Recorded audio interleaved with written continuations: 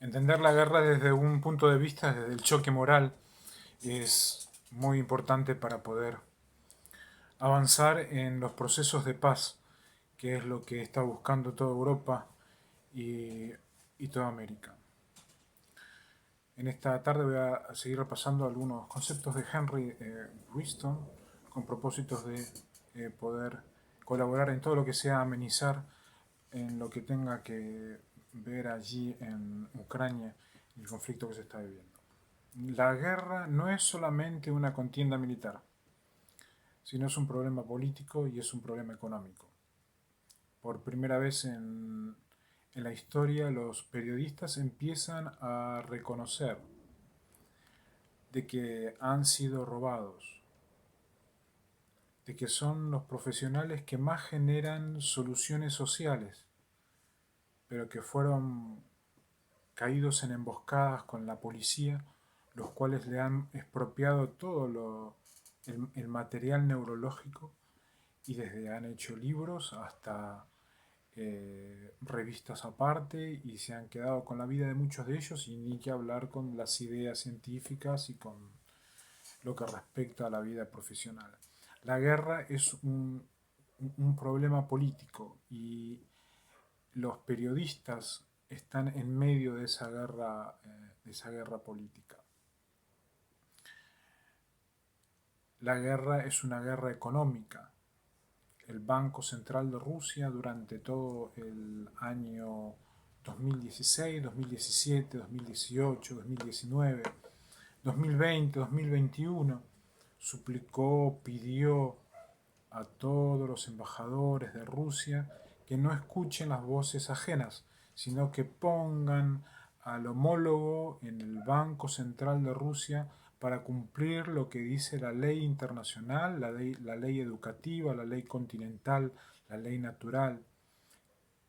Todos, absolutamente todos, lucharon del lado de la KGB, una fuerza de Mongolia y Babilonia en Rusia.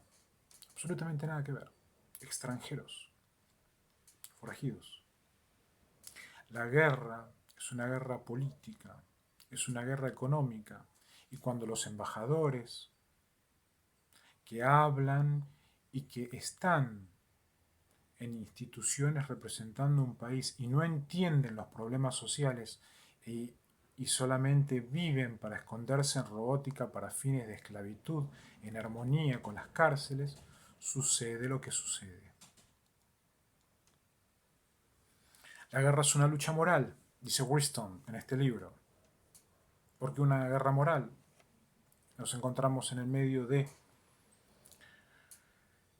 una disputa de seres vivientes humanas, las más bellas del mundo, las ucranianas, posiblemente llevadas desde Israel hace muchísimos años, con propósitos de que Rusia pueda gobernar el norte y desde ese lugar administrar el capital humano, entendiendo de que sin familias establecidas, sin nidos naturales, sin parejas estables, iba a ser imposible de que llegasen al norte de Rusia. Sucedió. La KGB llegó, la policía se instaló, Mongolia se quedó, India se explayó, Kazajistán se calentó. La guerra es una lucha moral y desde allí es que debemos defender Ucrania, debemos defender Rusia, todos aquellos que creemos que Babilonia no tiene lugar en el mundo. Durante los últimos 20 años ha dominado la creencia errónea de que la guerra es la raíz del mal y de los hombres. Pensando que solo existía una respuesta posible, se han formulado las siguientes preguntas. ¿Hay algo peor que la guerra? Y estoy más que seguro que no. Con tristeza se puede sentir cómo aparece Miguel, en representación de Babilonia. Lucifer se deshizo, Miguel quedó como líder de todas las fuerzas policiales y es el que continuamente desea, anhela y lidera las guerras tanto en Argentina para el mundo, ya que se dicen ser capital federal. Capital federal significa capital de Migueles, algo muy muy triste, ninguno es Buenos Aires, ninguno es Plata, la antítesis de eso, la antítesis de la destrucción de La Plata, la destrucción del aire, eso significa capital federal. No hay nada peor que la guerra, estoy plenamente seguro. Y aquí va la responsabilidad, por supuesto, para cada poder ejecutivo, para cada embajador que logran la guerra en base a la moral, que se comen un Miguelito, que se pasa de cama una rubiecita, que tapamos al embajadorcito, que simulamos que es una parejita mamá y el hijo.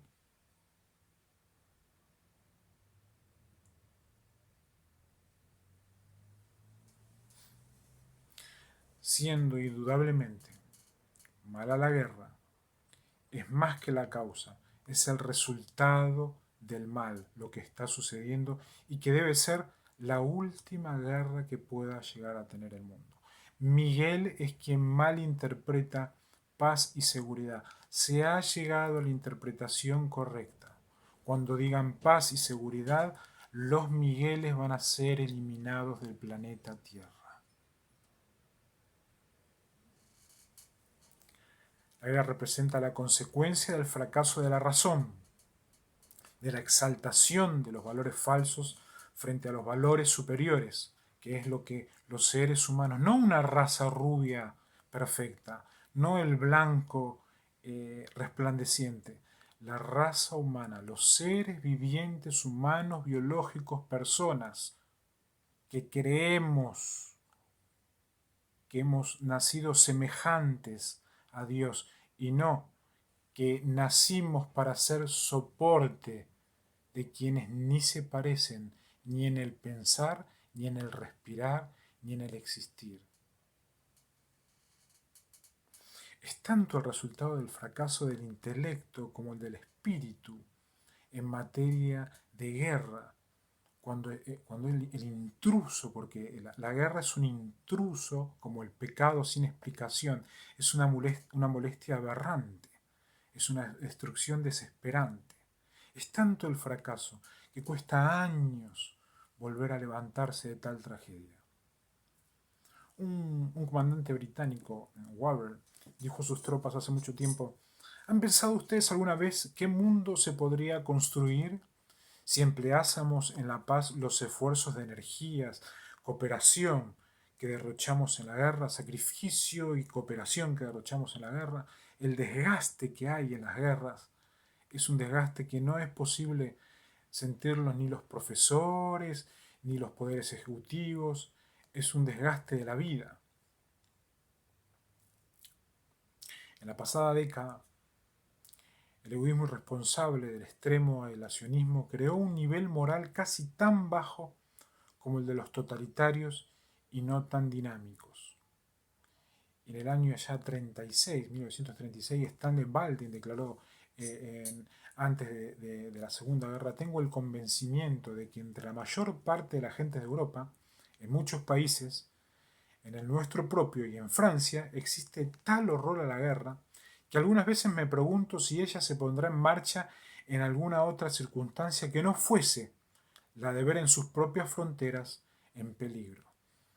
Y eso es lo que ha acontecido con cada embajador de América y de Rusia en esta última guerra, en esta sexta guerra que me toca enfrentar bajo circunstancias adversas de escasez de dinero para comprar alimento humano.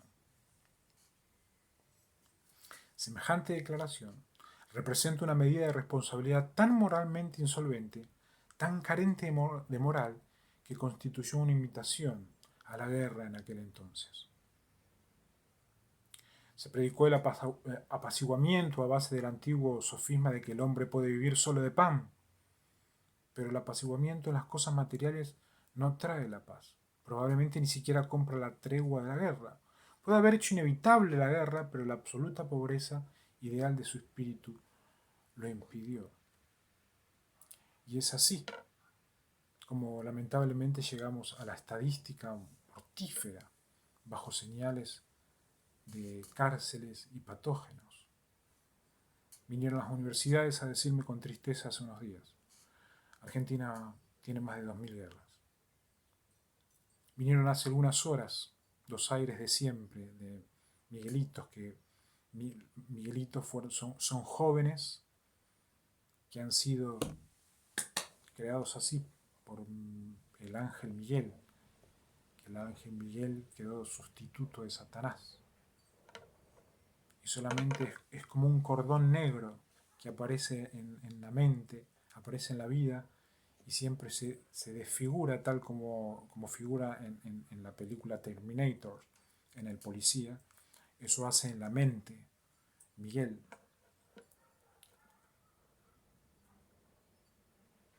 No podemos permitir que ese espíritu prolongue más guerras.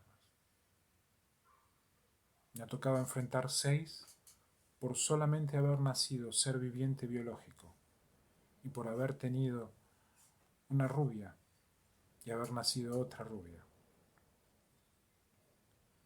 El determinismo económico que ha dominado a los hombres y a la sociedad durante 20 años concebía al hombre no como un ser poco inferior a los ángeles, sino solo como un ser un poco superior a la larva. Y aquí me quiero detener unos instantes de cómo es que se llega a la guerra en Ucrania y en Rusia.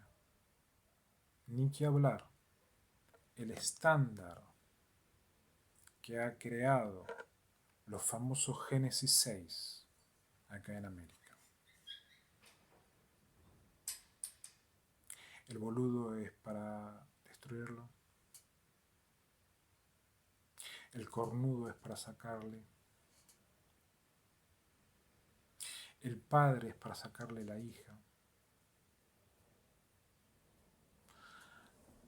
Han luchado falsas iglesias y burla Estado paralelamente a los invadidos romanos por mantener al hombre una larva.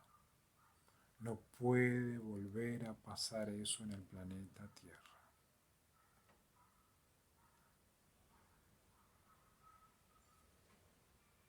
Tan sutil y fundamental ataque a la dignidad humana ha contribuido a destrozar por completo las bases espirituales de la vida y con ellas las tesis democráticas que son la columna de la teocracia.